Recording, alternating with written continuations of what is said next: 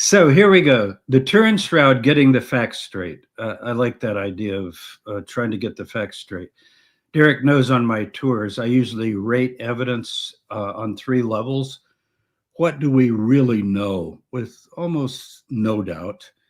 What can we maybe responsibly speculate about from those facts that we know? And thirdly, if you need to imagine, what could we imagine, not prove, but just imagine? And I like to do that with any kind of textual or archaeological evidence. So that's what I mean by getting the facts straight. Let's try to see what the facts are. Now, when you look at this image that's on the screen, there is no question that it is so intriguing. What is this? Concentrate on that face, and you see the body, and you see the hands crossed. These are different marks of whipping on the back, the whole body, the crown of thorns, the nail here through the wrist, which is a big point that they make, people defending the authenticity of the shroud. And when I say authenticity, I won't keep saying this. I mean the 1st century dating and identification with the corpse of Jesus, proving he was raised. So it's not just that the shroud covered him, it's this image was made supernaturally by billions and billions of units of ultraviolet light or other kinds of some sort of electromagnetic cosmic force that printed this on the shroud. That's the thesis, okay? And so we'll get started. That's all I'll say about it right now. Now, I have 3 preliminary observations. First of all, just to be respectful, and I mean this sincerely, I think my academic colleagues should know better, that work in archaeology and history and texts, but lots of people simply believe it. And many would even call it a 5th gospel. So if you're a modern doubting Thomas, you need to study the shroud, they would say. And yes, put your finger in the hole, so to speak, symbolically, and look at that shroud. And you, like Thomas, will say, "My Lord and my God," and bow down. That's sort of the idea. And it means so much to so many people. So I want to respect that. But I think these people should be, and I hope are, honest. And if it's not that, I think they would want to know. And I don't think it is. So let me present the case.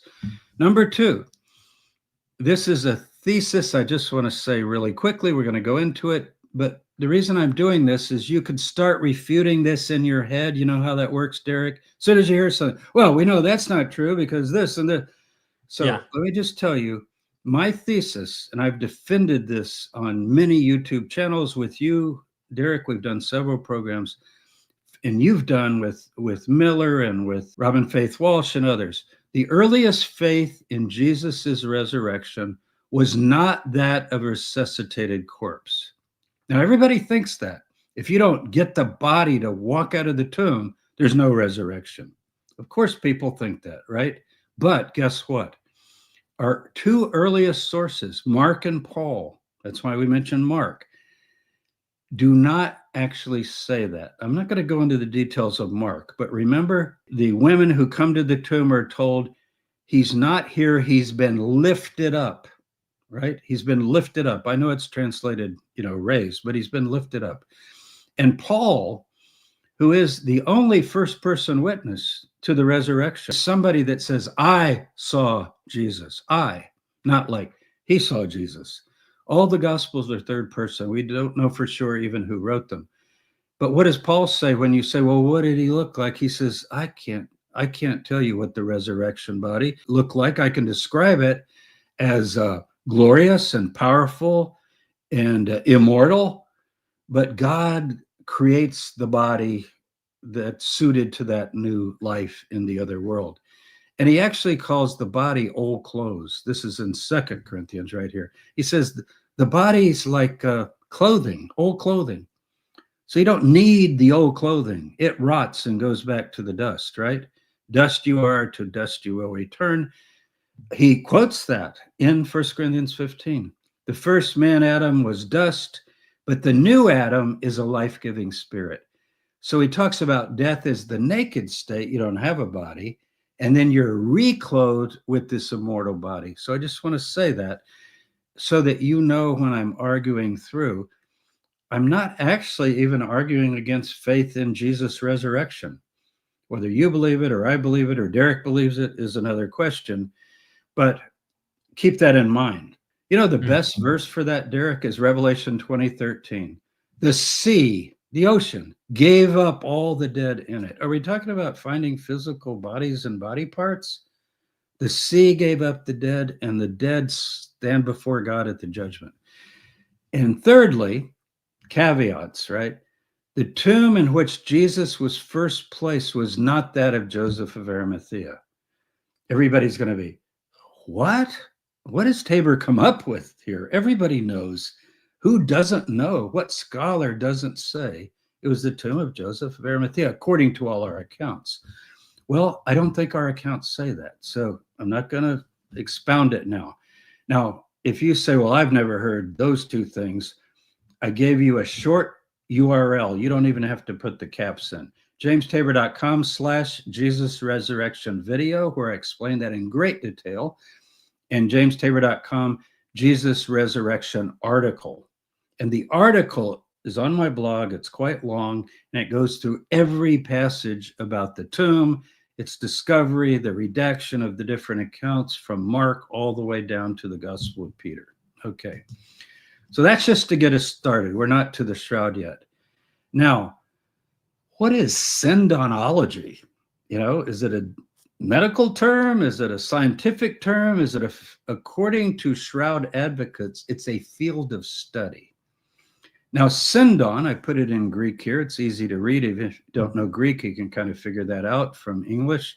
Syndon is the Greek word for shroud, the shroud that Joseph of Arimathea buys, right? Takes him down from the cross, according to Mark, and wraps him in a syndon. Usually refers to a linen cloth. It could refer to other fabric like cotton, but most often linen. And this, Mark does say it's a linen cloth.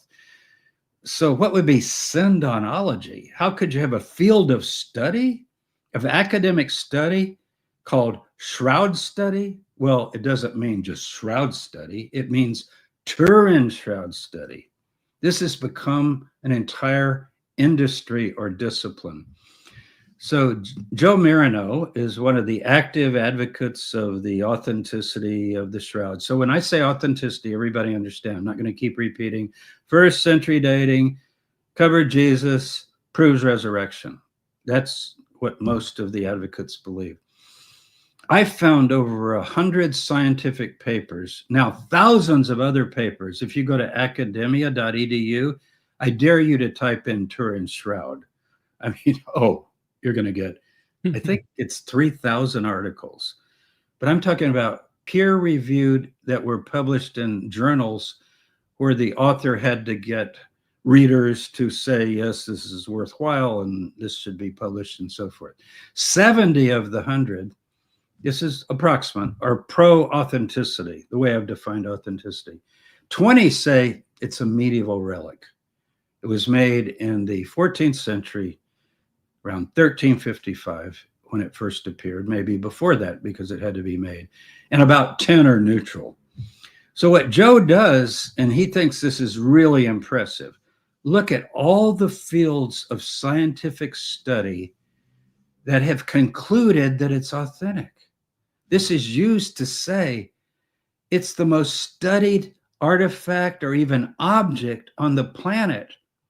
And the majority by far have said it's authentic, the way I've defined it. Now, I joked in my longer presentation that I'm not even sure what some of these are. Derek, do you see some that you can't identify? This is a Word document. So Word did not know what metallology is. I was literally looking at that one. There we go. And I'm not making fun of it. I'm just saying the idea is like, if all this scientific focus had been put on anything else, we could get to the truth, but not with the shroud.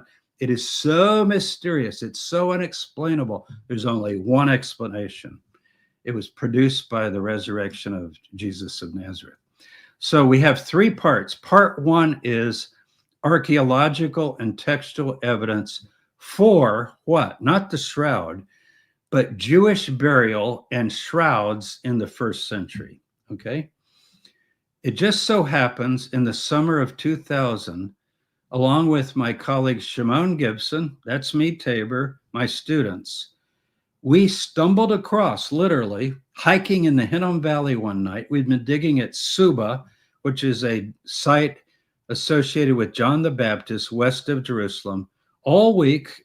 And Shimon said, Tabor, let's take the students in. They worked hard. It's a Friday afternoon. We'll get some pizza in Jerusalem and relax and have a few drinks. But I want to take you hiking in the Hinnom Valley. That's that valley just south of Jerusalem, Hell Valley. You've been there, Derek. You've been to Hell and walked in it. We drove down in it, remember? Yeah. It was We even did a recording at night. Yeah. It was the ancient garbage dump of Jerusalem. But along the southern ridge, there are all these first century tombs, and many of them are still sealed. They've never been opened. And as we hiked along, lo and behold, we come across a freshly robbed tomb. It had clearly been robbed the night before. This is Friday afternoon. And Shimon used to work for the Israel Antiquities Authority. So he called Boaz Zissou, who's really the tomb expert. And he said, go on in the tomb. So if it's been robbed, take a look. I can't come right now. I'm with my family. It's the Sabbath coming in on Friday, but I'll be there later tonight. He showed up a few hours later. So we go in. And in one of the niches, see these burial niches like this, we found slid in. I didn't put this image slid in. This would be slid in head first. Was the preserved skeletal remains of a first century person, we assumed, because the tomb had been sealed until that was broken into, with a burial shroud still on it. So we had a first century burial shroud. Now, it's fragmented and it's deteriorated. It looked to me like burnt cardboard or something. It was blackened, but as you look closer, you could see the fabric, you could see the weave, you could begin to study it. And it's a certain kind of cloth, linen, and it had a wool covering over it, but not mixed, because you can't mix in Judaism wool and linen. Wool is a sign of wealth. But the basic shroud around the person was linen. It had a certain way of weaving. It's called S-spun. Not going to go into all the details. I do in my longer video you can watch. Tabby weave, typical of Israel at the time. Now, we had that carbon dated. I actually sent the sample in to Arizona, right down here, University of Arizona. Doug Donahue did the test in Tucson, and it came out 95 to 53 CE. So first century, time of Jesus, maybe before, a little bit after, but that's how carbon dating is. Now, Doug Donahue is the same person who tested the Shroud of Turin. I was thinking that the Tucson CMS lab that does dating of organic material would be the best to use. I live in North Carolina. Now, the Turin Shroud has a different weave. It's 3-to-1 herringbone twill. It has a Z-spin to it. And according to the experts, Orit Shamir studied it the most, our shroud and other shrouds. She says that weaving style is absent from first century linen textiles of the region. Now, shroud supporters will come up with all these reasons that, well, maybe there's a piece somewhere at Masada or whatever. It shows it could exist. But in terms of a burial shroud, finding a burial shroud in Jerusalem from the time of Jesus, we've got one. The other thing is it had a headpiece and a body piece, okay? If we'll see plenty of images of the shroud, but remember that one I showed you in the beginning? That is one cloth, one 14-foot cloth wrapped around the whole body, head to toe, kind of like a sandwich, right? You see my hand? And the body's inside like an envelope. That's not our shroud. Our shroud is a linen shroud wrapped around the body, tied with ties, and then a headpiece separate. Some people of your audience will already know, ooh, wow, that's like the Gospel of John, where there's the shroud and the headpiece separate. So already finding this, we thought, this is interesting. What are we going to say about it? So the point is we do have a shroud. It has a headpiece and a body piece, and it's not like the Turin shroud, and the cloth is not like the Turin shroud. It doesn't prove that the Turin shroud could not be it. You could, well, maybe they used a different shroud, or maybe you could get some that were one piece. Maybe. But I at least like to start with what we know. This is the only first century burial shroud ever found in Jerusalem from this period. So we've got one. Now, here are the letters.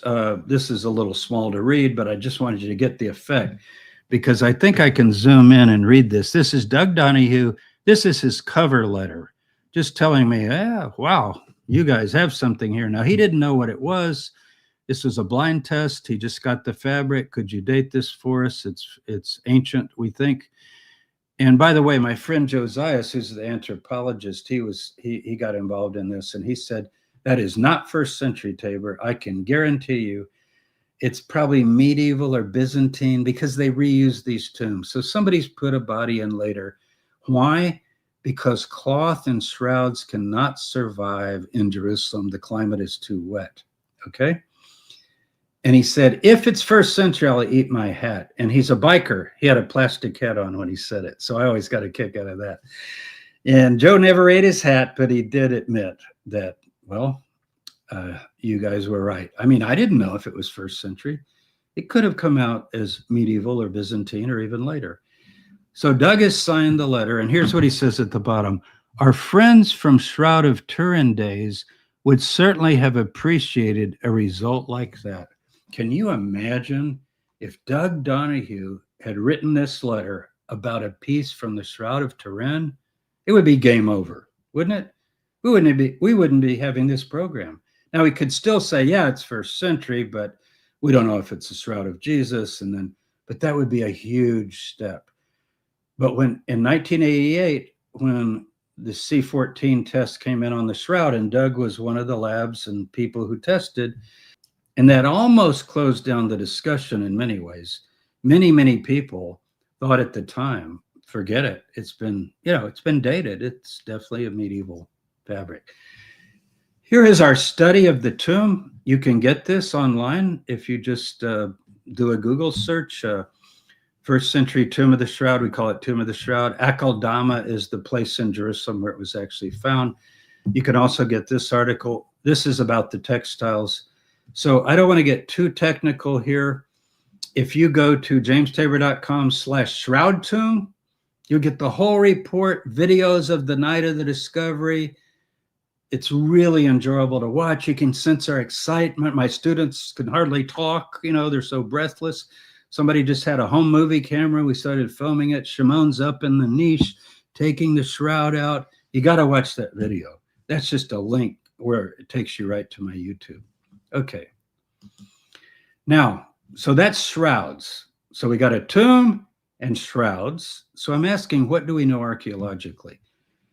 Secondly, crucifixion. What do we know about Roman crucifixion in Judea in the first century? Okay, so let me start with the nails in the hand. The Shroud of Turin has the nail through the wrist right here. And I've got to confess something to all of my thousands of students that I had at 3 different universities, Notre Dame, William and Mary, and UNC Charlotte for 33 years at Charlotte. You know what I said in all of my classes? We'd go through the Gospel of Mark. I've done courses on the Gospels every semester, my whole career. That's what I do. I teach New Testament and early Christianity. And I would say, now, students, I got to tell you something. Hands does not mean hands. You read in your Gospels, the nails are in the hands. We now know that's not true, right? Everybody knows that's not true. And it's a general term that can mean wrist and arm. And so all these paintings you've seen where the nails are in the hands and Jesus shows his hands to the disciples and to Thomas, and Thomas puts his finger in the nail hole of the hand, that's really the wrist. And I would tell them that. And guess what? I was wrong.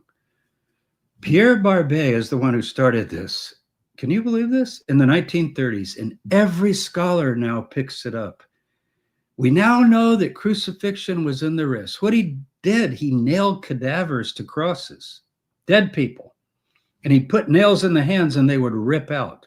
Well, first of all, if you put a little block of wood, like a little thin piece of wood, it wouldn't rip through the head, okay? But he basically made the argument, and he was a Shroud believer, that's what he's trying to show, is that the wrist will hold the body up. There's an image while you do it just to kind of bounce back and forth so people Yeah, can see yeah, it. right. Yeah. Okay, so let me go back to the nails. Well, now, guess what? We have two sets of nails from crucified victims. This one was still in the hands, and it's called the Abba tomb, and it was found north of Jerusalem, and the hand bone was preserved, and this is one of the nails in the hand, and you can see the bone on this other one. We've done DNA on this. We actually have this person's DNA. His name in Josephus is Antigonus. He's the last Hasmonean king. He was captured by Herod the Great. Herod sent him to Mark Antony in Antioch, we think, and he was scourged and crucified and then beheaded and put in a tomb. And his body was later brought back to Jerusalem and buried. So that tomb was discovered by bulldozers a few years ago in a building crew. And these are the nails, and they were through the hands. And I'll explain in a minute why they would put it through the hands and why it has nothing to do with holding the body up. And these two nails were discovered in the Caiaphas tomb. Think of that.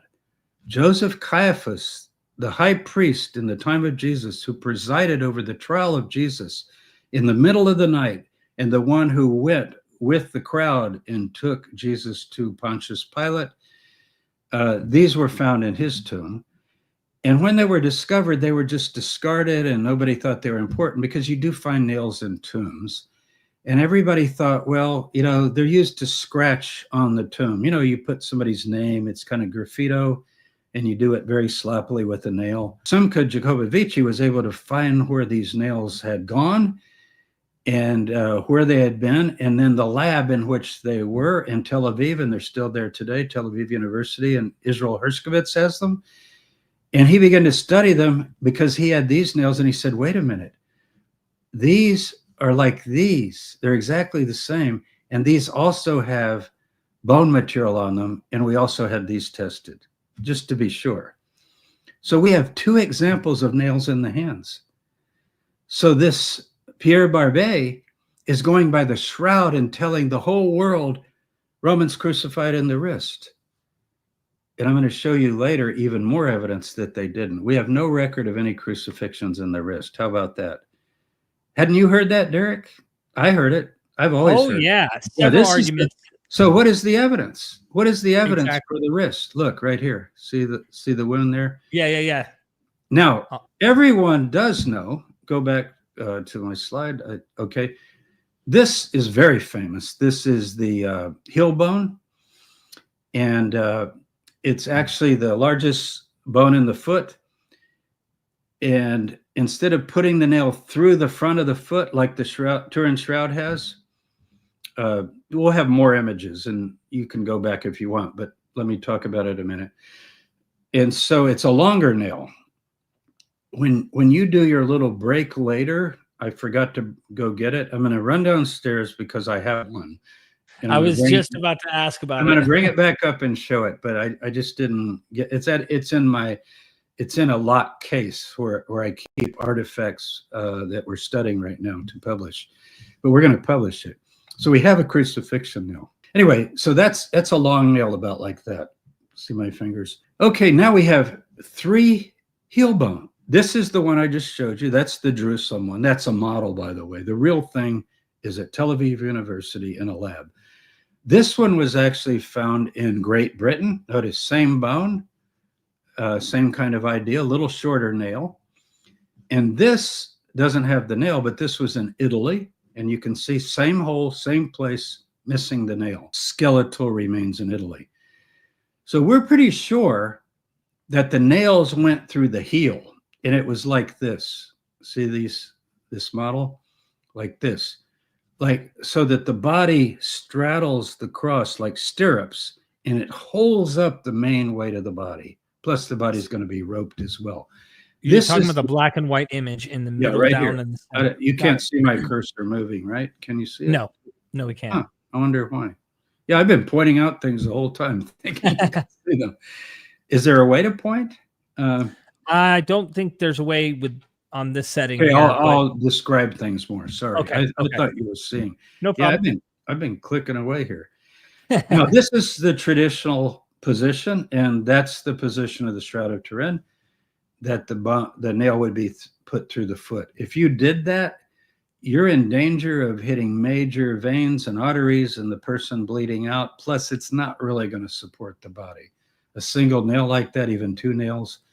But that's the way the Shroud of Turin has it. So in terms of what we know archaeologically about Roman crucifixion, what can we say? Nails through the heel and in the hands. What does the Turin Shroud have? Nails through the front of the foot and in the wrist. Okay, so that would be, in my view, an argument against it. Okay, now here's how it works. This is just a drawing of what it might have been like. And this is almost correct. But at the time this was done by Josiah's son, Etan, it's a nice drawing. You can see how that would support the weight of the body. They put a little piece of wood here to keep it from pulling out sideways.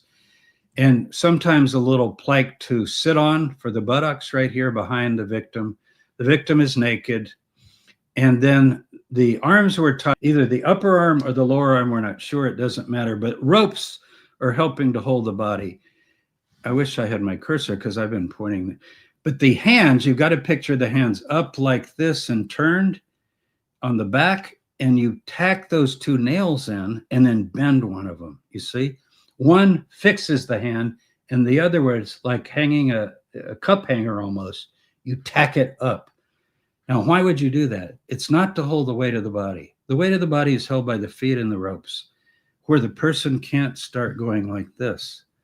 Over hours, it would loosen the ropes, and the crucifixion would not be as effective. You want the person to stay intact for days, really, until they're dehydrated and exhausted and finally basically pass out. So crucifixion was naked. Obviously, you don't want to show much of that, and you're not going to find, this is the only painting I've ever seen where Jesus is naked.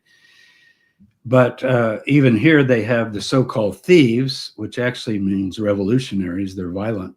Lestes means a brigand, somebody that stabs you and slits you and kills you.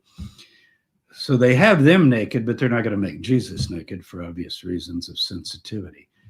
But so why am I showing this? Do I just want to show Jesus naked? No.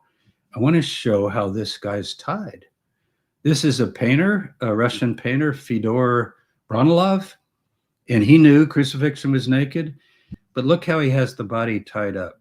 That's probably how it was done. And picture now those hands being nailed down, like we saw with those two sets we have of hand nails. This would be a better image of Jesus right here, just like that. Also, he has short hair. We're going to get to that. The Turin Shroud guy has long hair. Why would you put long hair on Jesus? Where did that come from? You know, Robin Faith Walsh, our friend, has given lectures on images of Jesus and how it developed over the years. And suddenly he has long hair and a beard. He's like a Greek philosopher, right? Or a Greek god. But in the early days, he's pictured, as Paul says, it's a shame for a male to have long hair. He writes to the Corinthians in 1 Corinthians, I think, 11. This is an artist, Balazs, that worked for my book, The Jesus Dynasty. I hired him to do this painting for me. I didn't know at the time that he needed to put ropes and put the hands on the back with those nails. I didn't know that. This was in 2005 when I had this done. But he does have the feet right, and he has the bodies naked. And I have the crucifixion on the Mount of Olives overlooking the city. That is my view of where it took place. You can go to my blog and just type in Golgotha or place of crucifixion, and you can see my arguments for that. Okay. Now, to finish up with crucifixion, the book to get is John Granger Cook, Crucifixion in the Mediterranean World, over 500 pages, very academic book. He translates all references to crucifixion from the ancient Mediterranean world. And there are a lot, as I said, over 500 pages.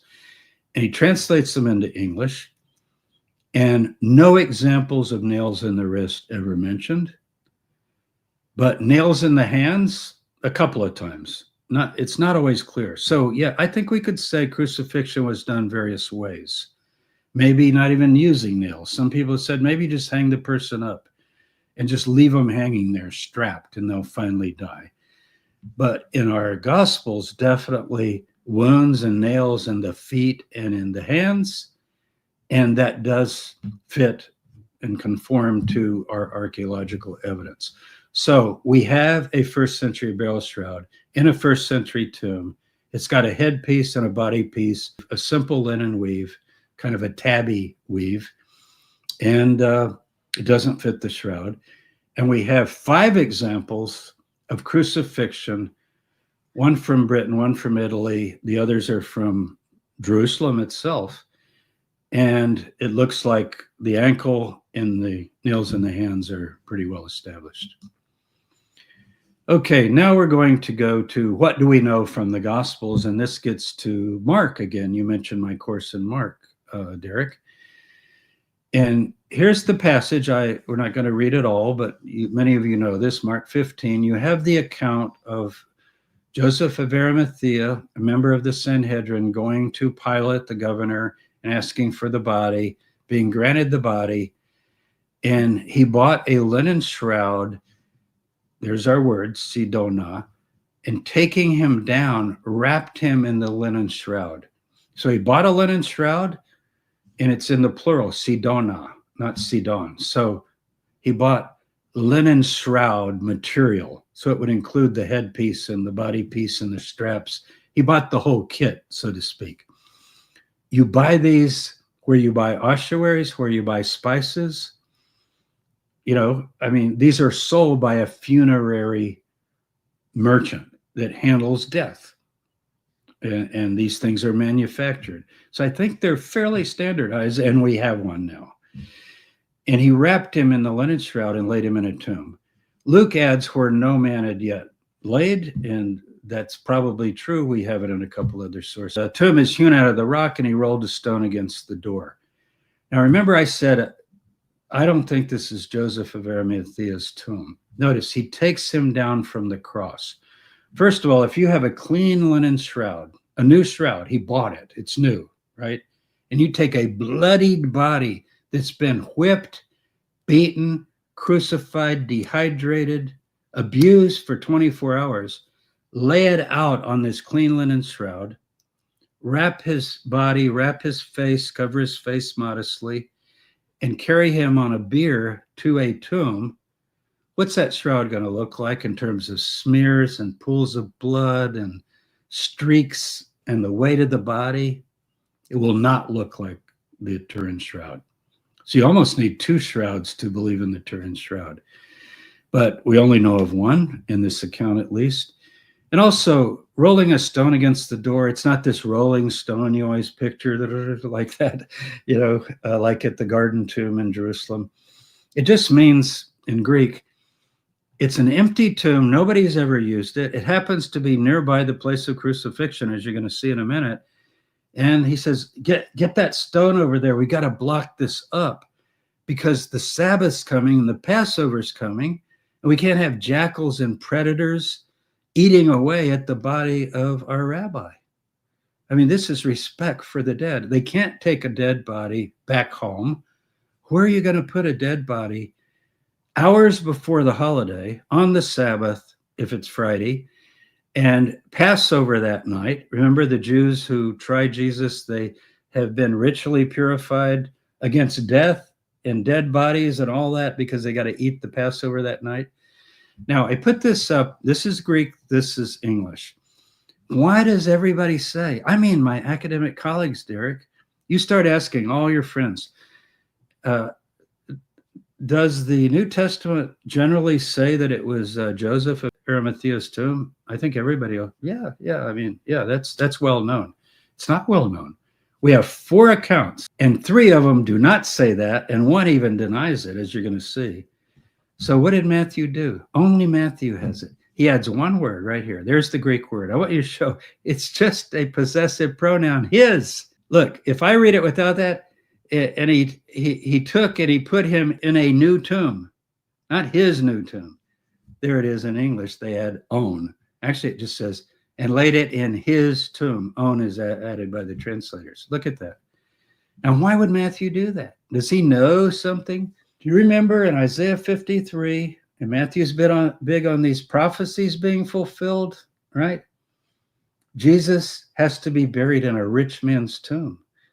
I don't know if this tomb near the cross, where Romans crucify regularly, I think on the Mount of Olives, was a rich man or not. It might not have been a rich man.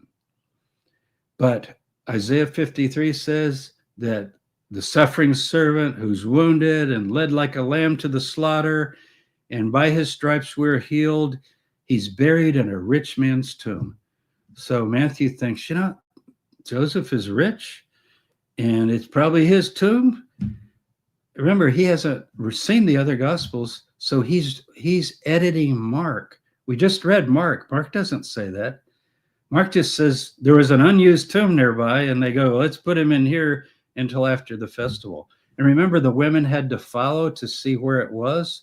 If you go to the Church Holy Sepulchre and you're standing at the place of crucifixion, you don't have to follow. You just look across the room, and there it is, right across the room. Now, in John, or people get the impression, scholars say, this is changing now in our field, that John is the most theological and least reliable historically. But the narratives of John, and particularly the last days of Jesus, have all these details that the Gospel of Mark, Matthew, and Luke don't have. And what John typically does is rewrite Mark. Now, some of you know Mark Goodacre, Duke University. He has been writing and arguing lately, and I'm convinced that he's correct, that John is our 4th synoptic gospel, that John is well aware of Mark.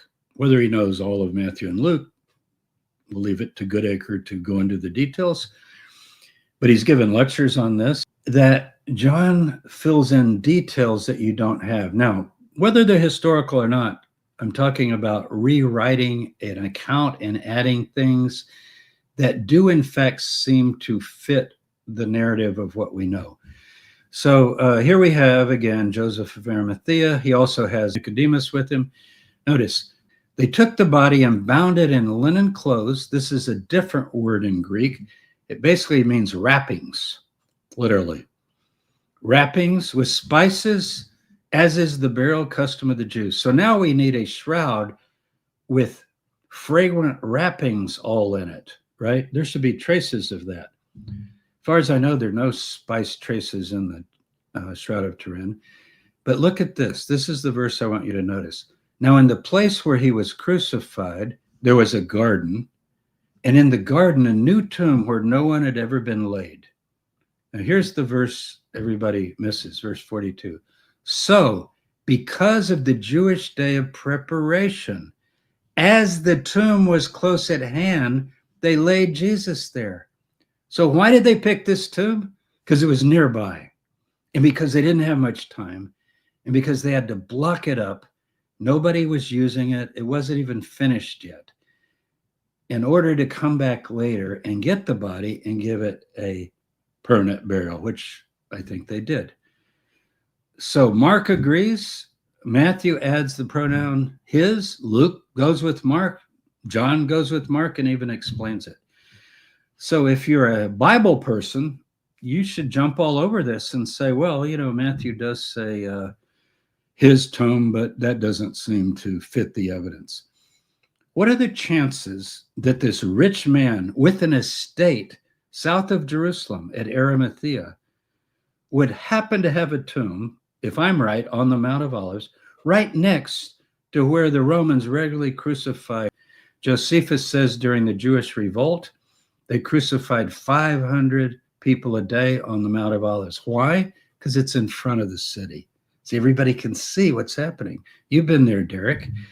If you're way up on the other side of the city on the north where the Church of the Holy Sepulchre was, or is now, and they say is the site, you can't even see the Mount of Olives.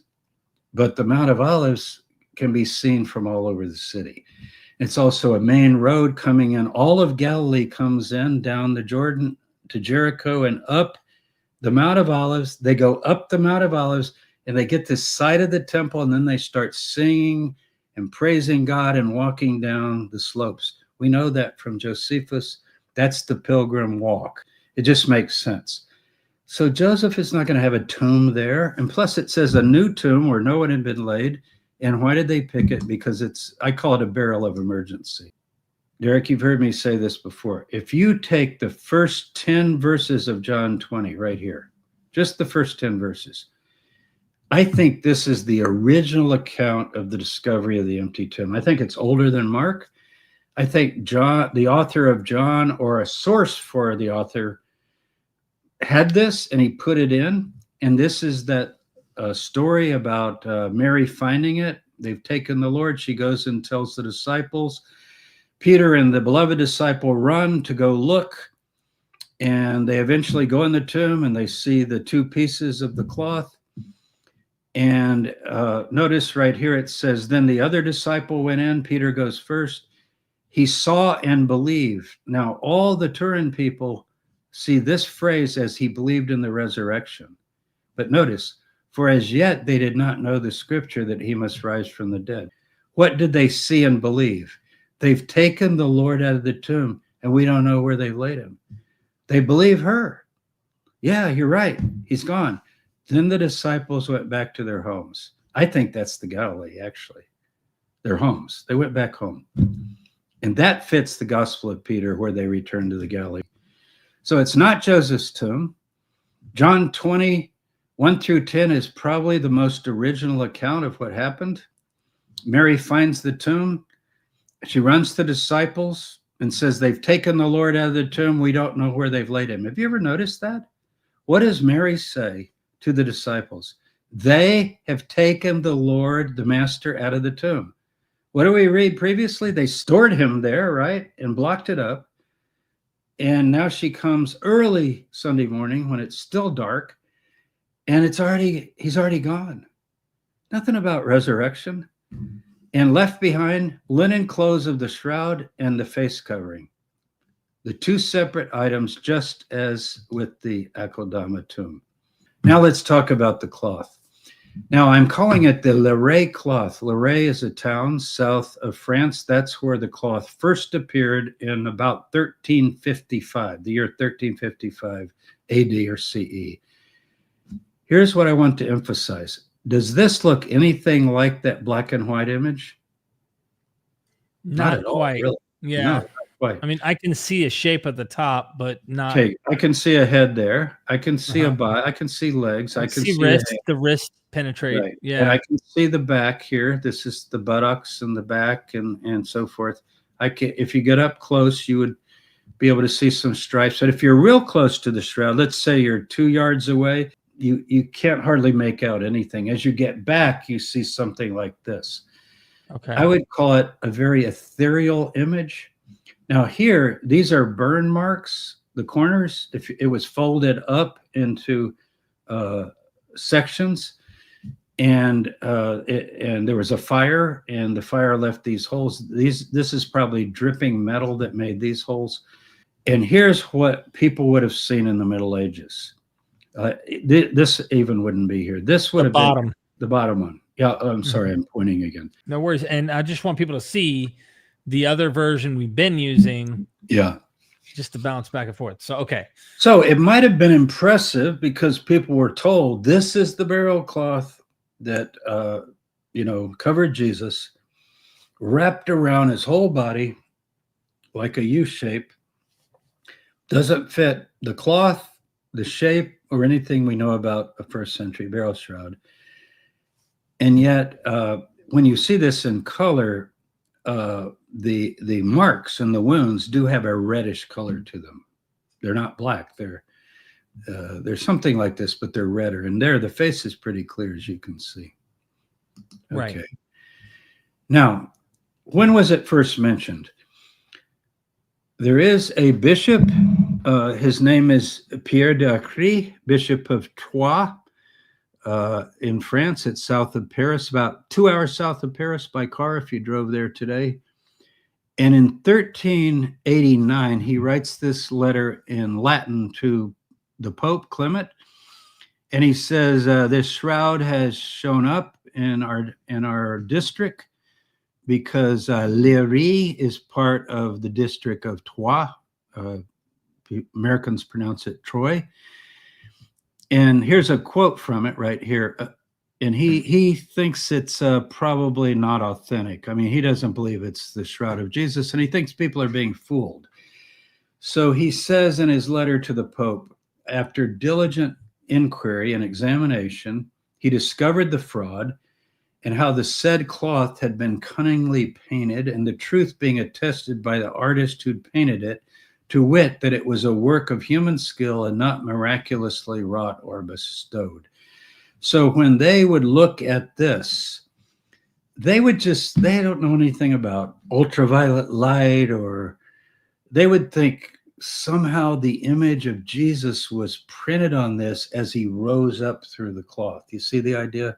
It's ethereal, it's mysterious. And that's what they would think. And if you think it's not that, you'd probably say, oh, it's probably painted. Somehow somebody's put a pigment on the shroud.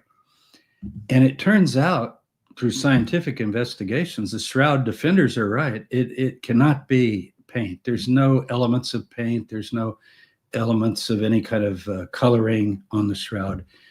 The shroud is just a few layers of the linen fabric. They're called fibrils, not even whole threads.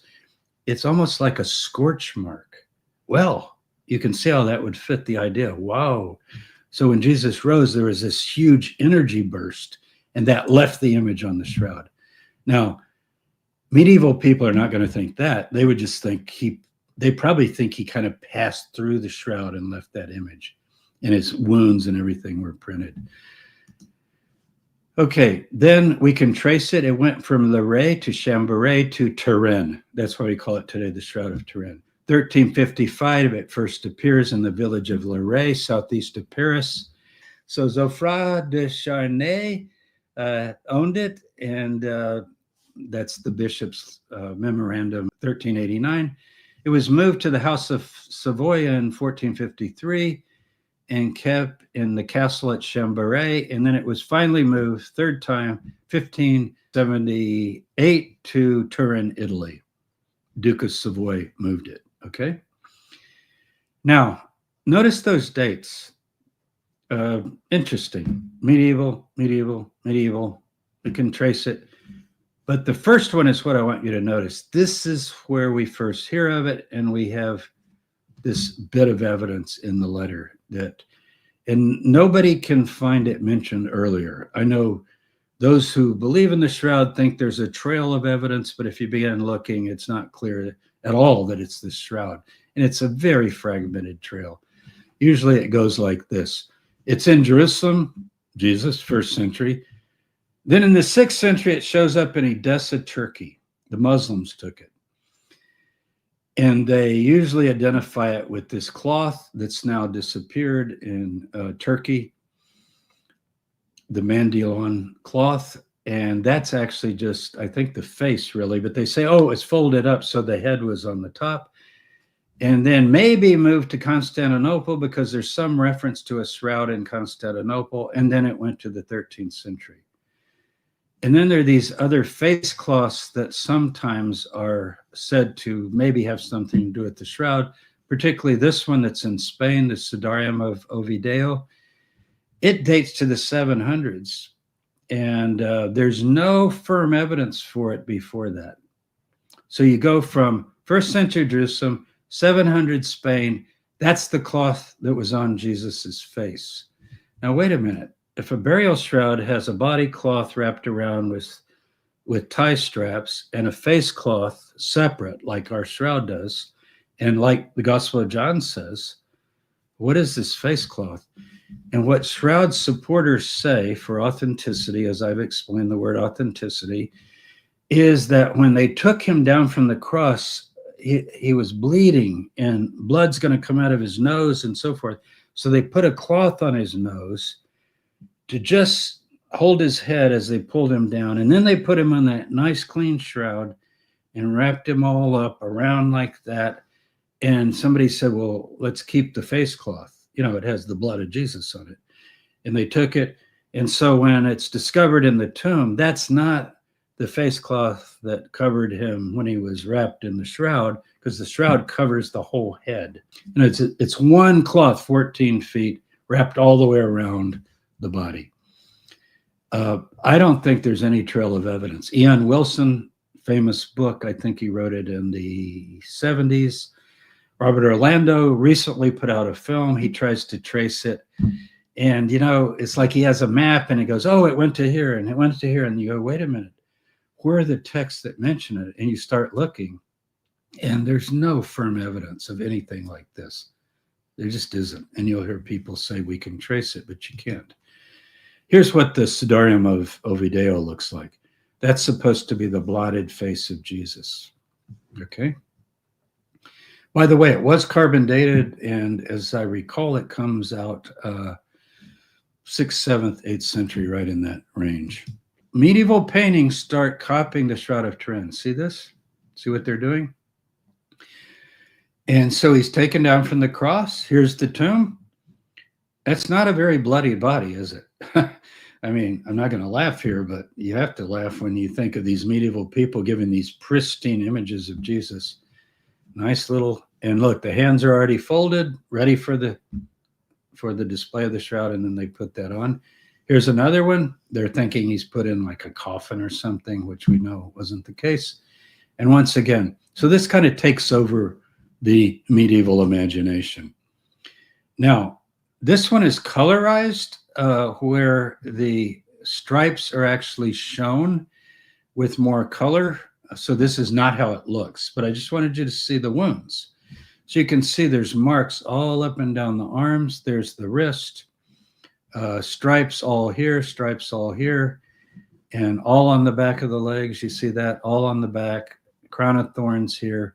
Here is one where someone has taken the faint image and put the blood on, just to show you what they believe it would have been like. So that helps to see that. That's probably the clear. It doesn't look like that, but that's probably the clearest image.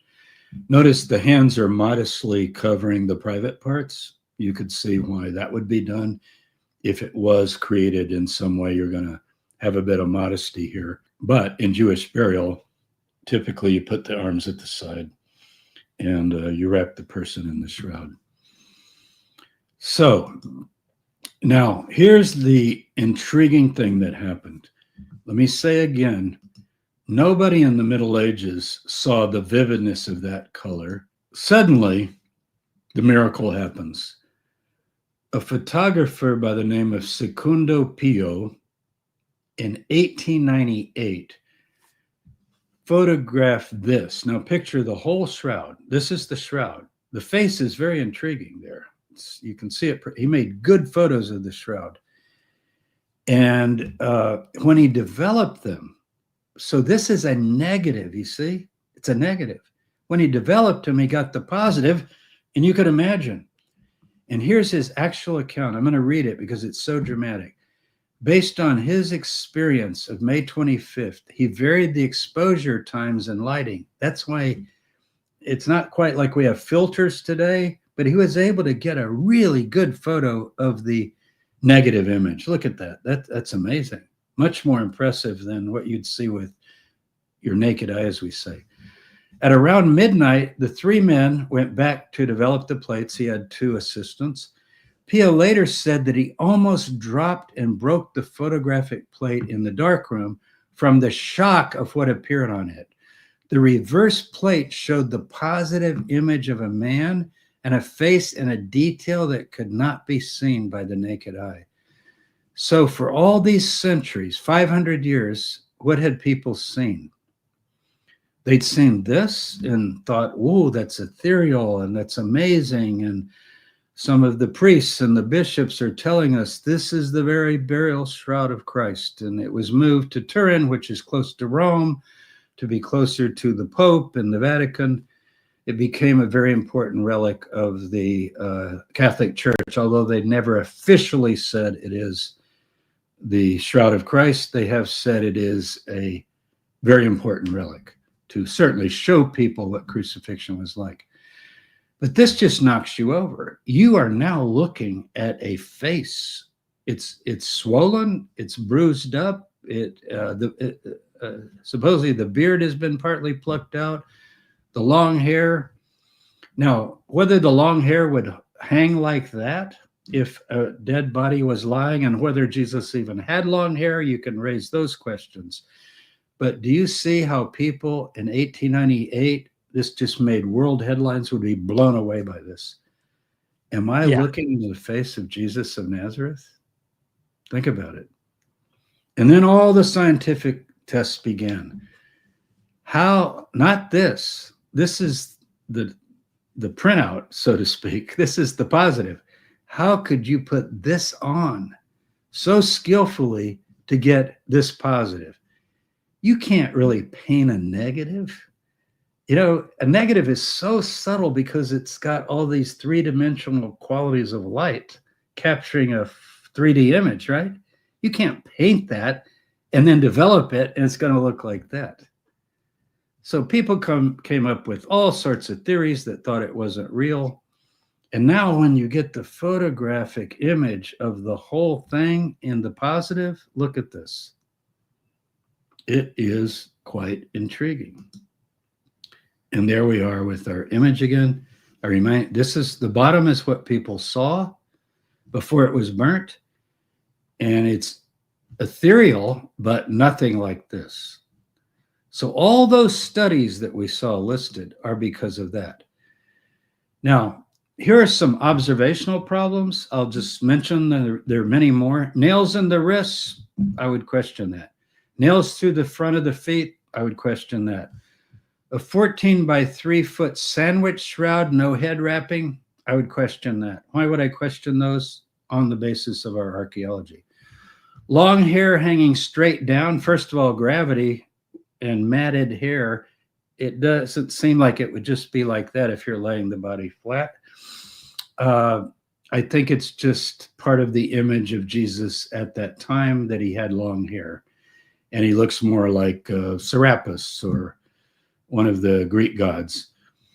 The head done separately, size and detail. The head is more detailed, and it's possible that it was made separately. We got to talk about how it was made. Arms and hands positioned for covering the genitals, top of the head and sides of the body invisible. Notice, if a burst of energy came from the body in general, think about this, Derek, it wouldn't be just from the front and the back, it would be the whole body. So the cloth actually should have the front, and then it should have the side splashed out and the top of the head, right? Because the energy is going to burst through the body, and the back the same way. So it should actually look kind of like this, not like this. You follow? You see what I mean? Because, I mean, this is still your body, even if a shroud isn't covering it. So, okay, unnatural, discrete, uniform blood markings. The blood markings are done, I'm going to argue, with a kind of a stamp, like a potato stamp type thing, where you carve out two balls and then a whip, and you stamp it. They're very uniform. They go down like this, they go down like this, and you saw even on the back and the front. I'll go back and show you again, just to remind you, because we didn't emphasize that. See? Especially right here, you see, like this, like this. You can actually measure them and see. We can't see what you're pointing at because you're exactly where, near the wrist or in the back, or just watching. Well, just up and down and all over the legs. Yeah. And so forth, yeah. Okay. Particularly on the back legs going down. You see that? Yeah, it looks uniform in a way. Like, yeah. Now, I've seen some shroud defenders lately on YouTube, and they pick up a little Roman whip that they've had made, a model of a Roman whip for the flagellation. And they say, look at this. It's got the leather straps and the balls. And if you notice, the way the balls would hit would exactly fit the length of those wounds on the Turin shroud. How would a faker know that? And it turns out that they've made the whip based on the wounds on the shroud. It's a little bit backwards because they're not holding up a model of a known Roman whip. The Roman whips for flagellation varied. Sometimes they were just leather. Sometimes they were leather with glass. Sometimes they were leather with bone. Sometimes they were leather with metal, little metal balls like this one is supposed to be. But how do I know what you look like if you're flogged? People do it today. You've seen videos of this in the Philippines at Easter. People take these whips with the leather straps and pieces of metal and glass and bone, and they beat the heck out of themselves with their whole body, right? And when you look at the pictures, it's just horrible. It's smeared, and the flesh is just ripped out in big chunks. It's not like little marks like this. And also, remember, you're laying the body on the shroud in that condition right off the cross. And yeah, you would think it would spread. Yeah. It's going to blotch and blot and pool and so forth. So I just don't think it fits. People would say, oh, but the anatomical details and the medical observations are exactly right. And we've had doctors and forensic anthropologists look at it. Look again at the image. You just don't have that kind of detail. There it is. It's just not that clear that you have they'll talk about the spear wound and how the blood flows and all of that kind of thing. Okay, now, so what do we have when we look back at the evidence? That was the shroud. We have the carbon dating results that came out to 1260 to 1390, independently done at 3 labs, Tucson, Oxford, and Zurich. The critics say they're all wrong, either contamination, like they used a sample that wasn't as old as the shroud, prejudice, they're even accused of faking the results. Their math is wrong, their whole article showing that the results were not calculated right, sample taken from a repaired area, or this one you can't really address, the radiation from the resurrection changed the carbon so you can't date it. Okay. Right or wrong, look, I've read some of the critiques. Some of them might be valid. I don't know. But isn't it interesting? 3 independent labs, Tucson, Oxford, and Zurich, would take this sample, come up with this date, 1260 to 1390. The relic first appears in 1350 in the church at Lirey, and the bishop's letters, 1389. Just put those together. And no prior history other than, as I said, there was a face cloth in Odessa in Turkey that the Muslims probably took from Jerusalem, and that was probably the shroud. And then I think it ended up in Constantinople 400 years later because somebody mentions a shroud there. And then the face cloth got to Spain and so forth. I just think this is circumstantially pretty strong. Now, here's the problem. No painting. I agree with this. No painting, no direct contact with face or statue. As if you put a cloth over a face and pull it out with some sort of dye on it or whatever, it'll be all distorted, right? Because it would take up the sides and then you open it.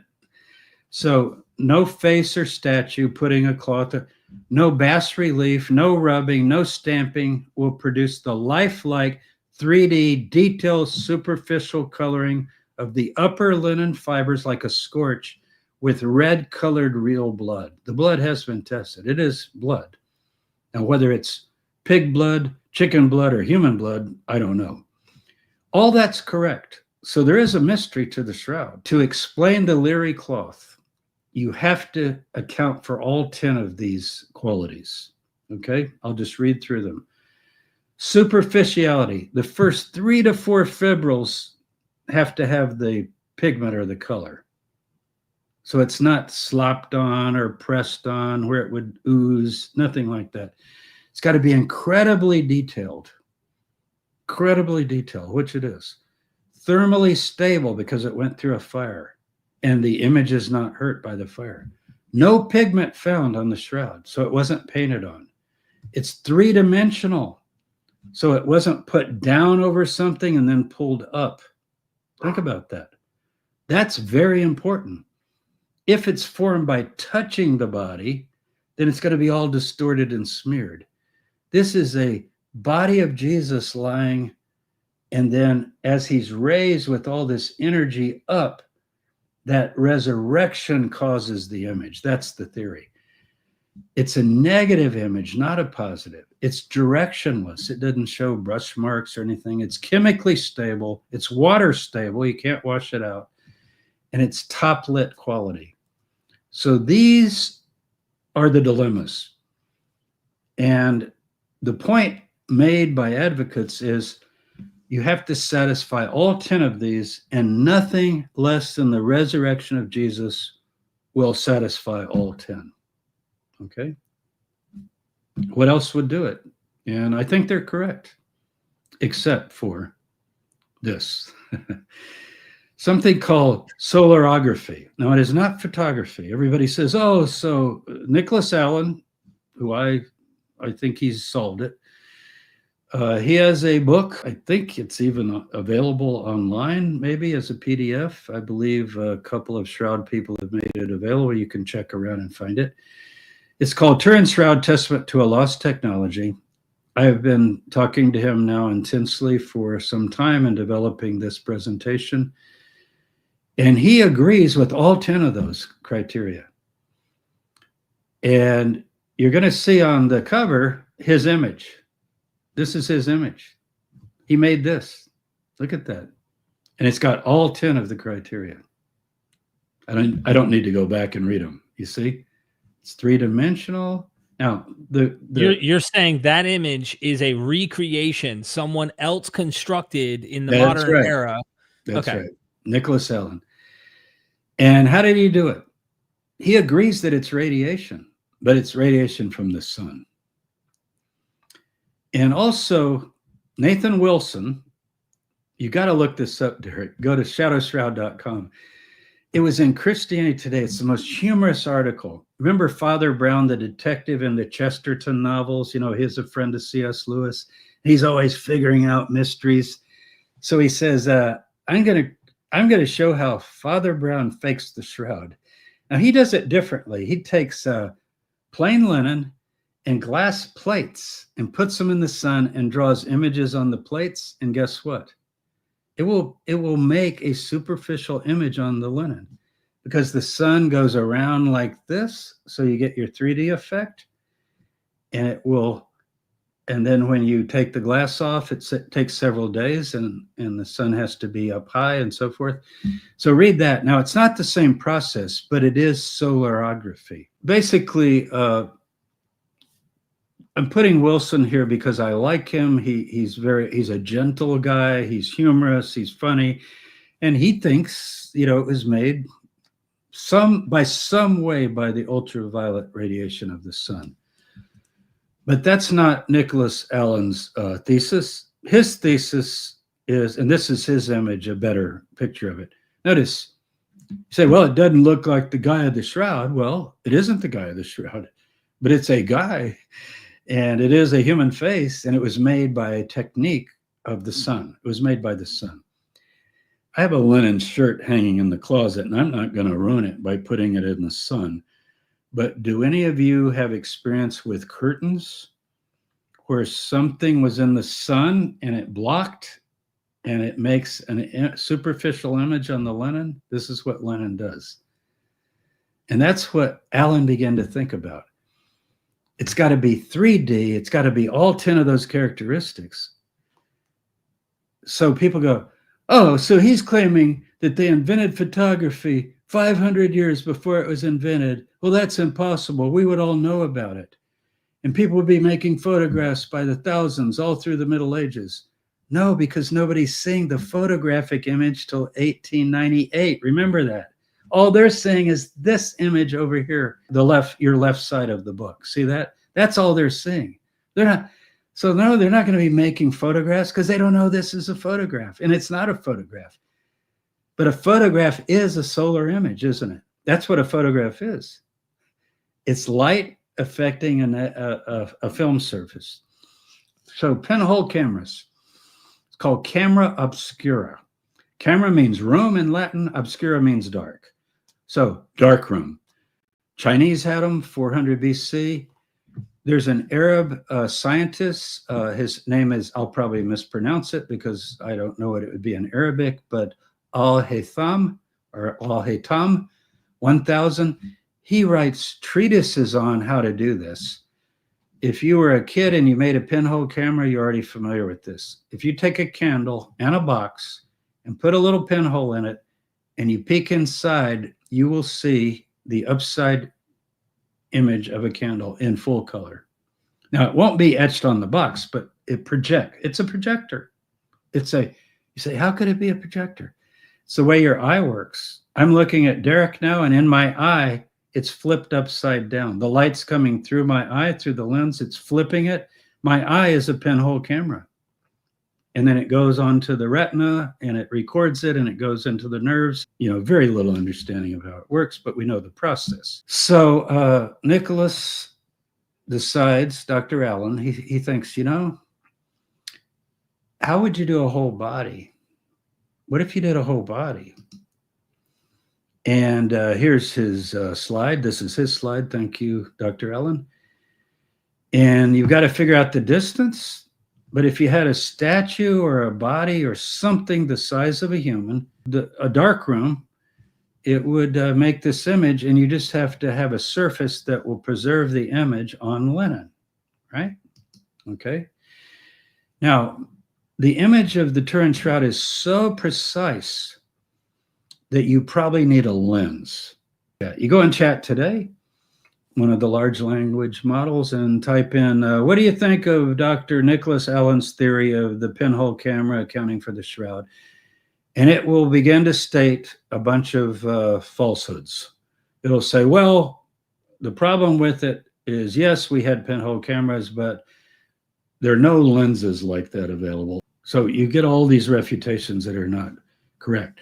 So here's a beautiful optical quartz requillary. It's to hold a relic. Look at it. That's from pure quartz. In Nicholas's larger lecture that's on my YouTube channel, and he shows all of these lenses. Did you know people even had spectacles at this time? He's got pictures of people with glasses on from the 1200s.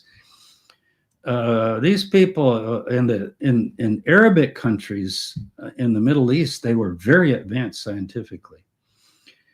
So he set up a system using a big dark room.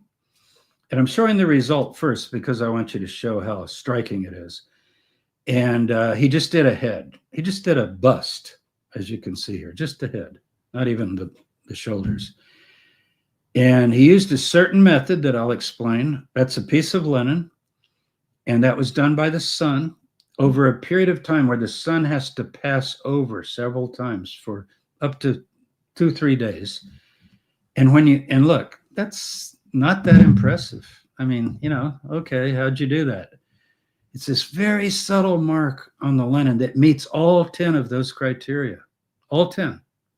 And when you develop it, look, 3D pops out.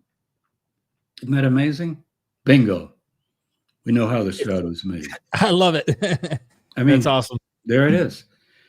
Now, he tried to make that figure look a little like the Turin figure, but people that criticize this, oh yeah, but his has a lot of light right here, and the nose is very bright. The Turin shroud doesn't have a bright nose, and on, things that have nothing to do with the process.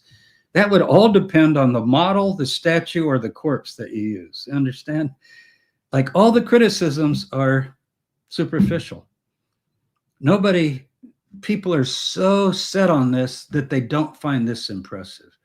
Derek, you don't have anything invested in this. Is this impressive or not?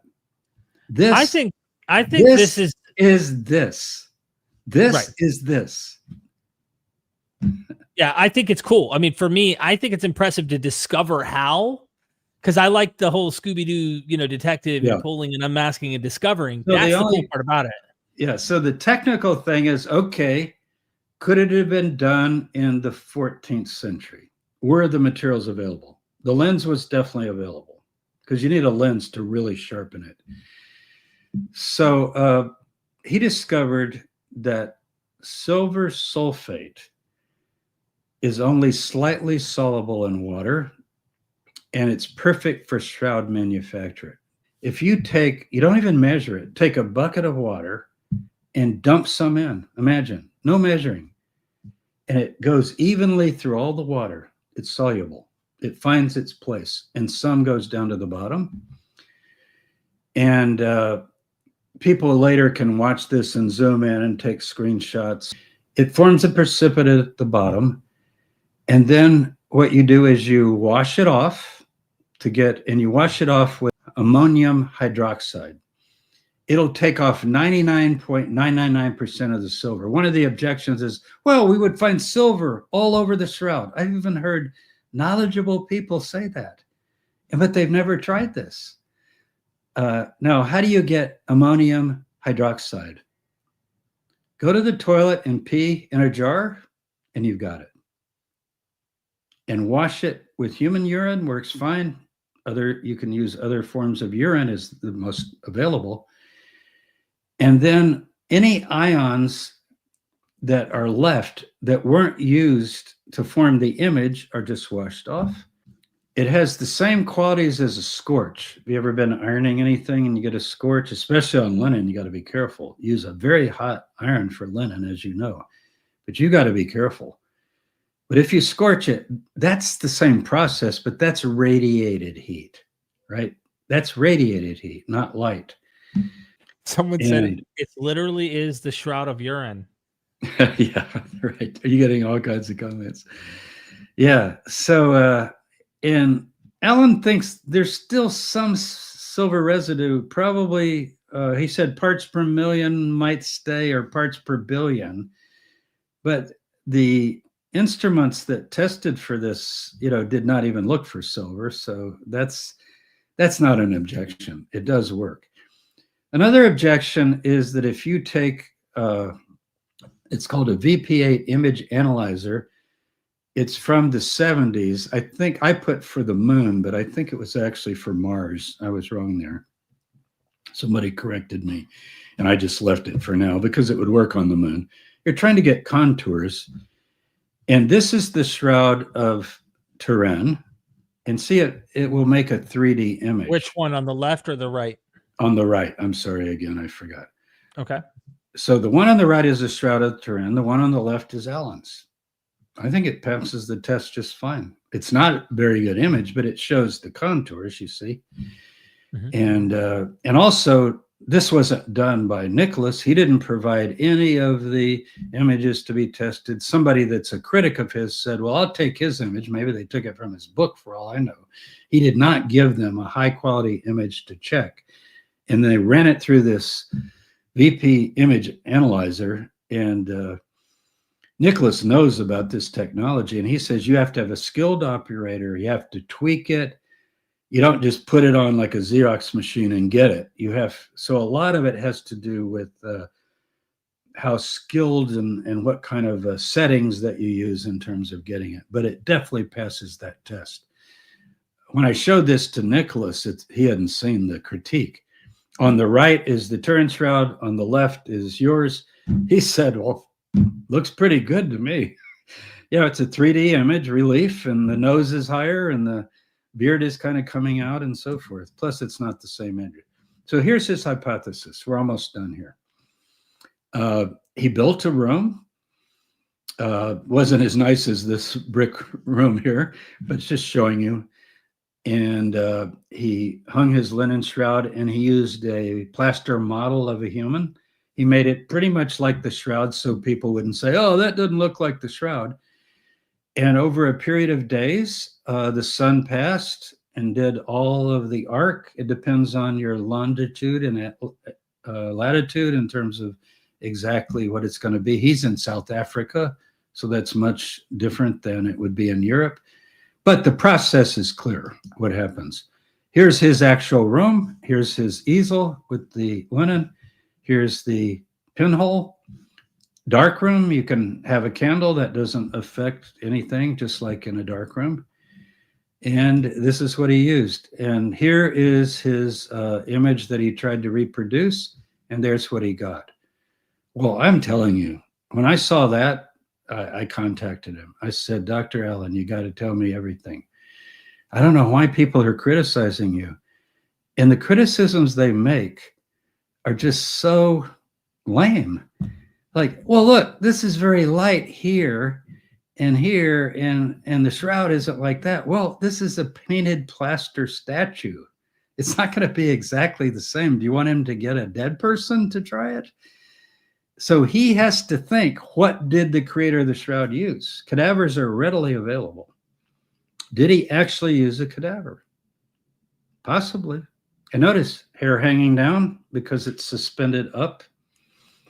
Tied the hands to keep them in place like that. If it was a cadaver, maybe by the thumbs because there's no thumbs.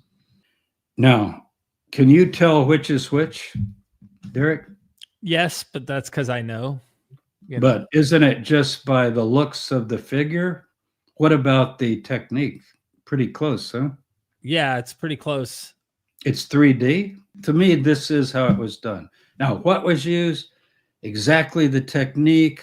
I'm just talking about the basic hypothesis.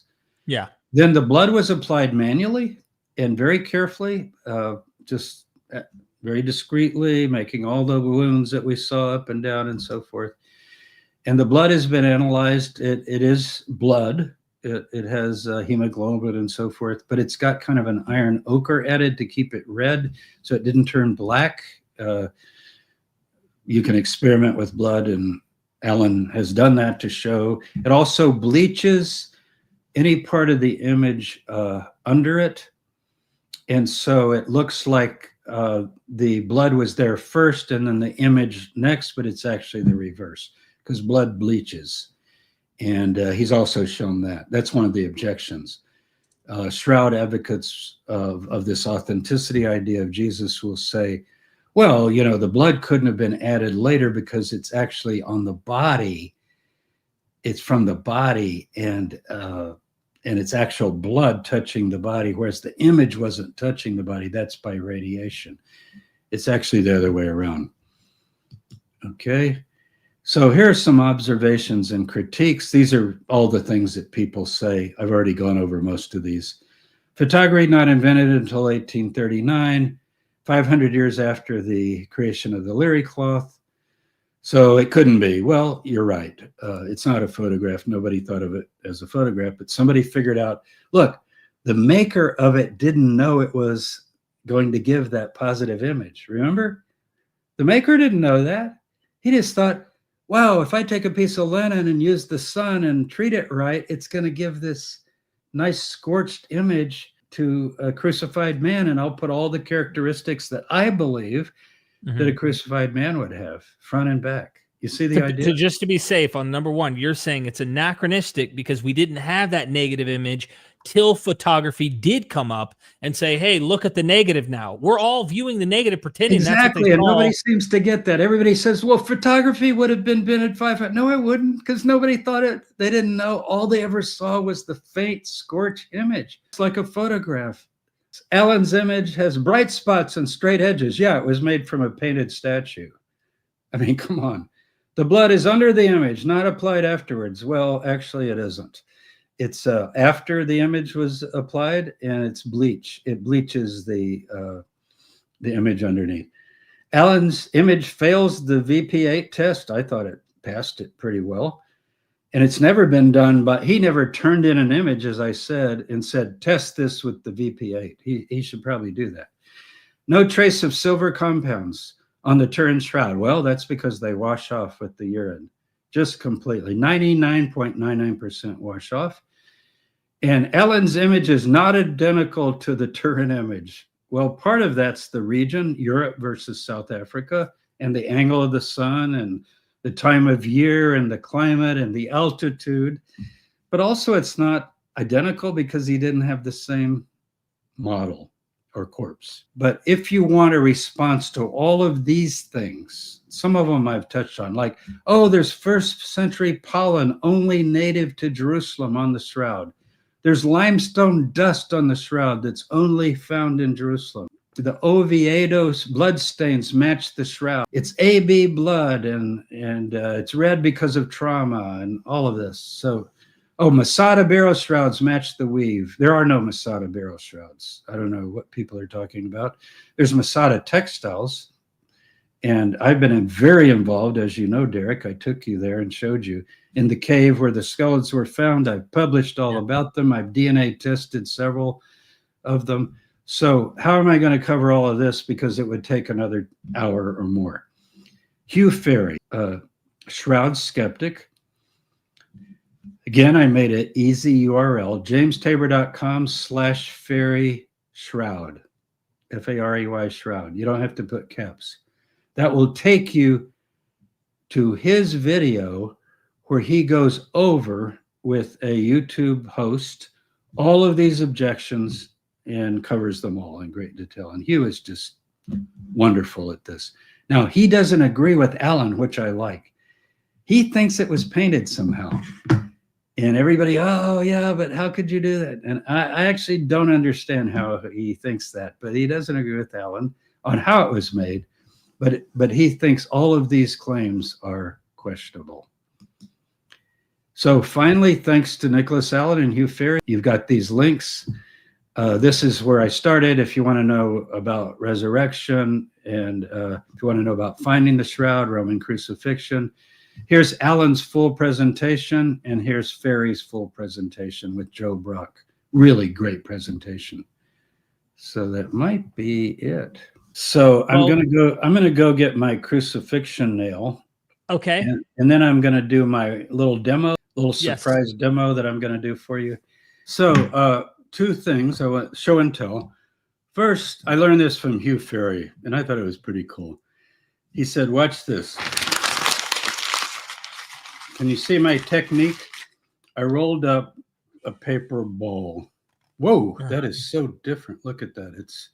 I got to see where there. I got to Let me make you full screen. Yeah, there you go. See? Paper ball. Uh-huh. Look at all those. Now let me try it again. I'm going to use the same technique.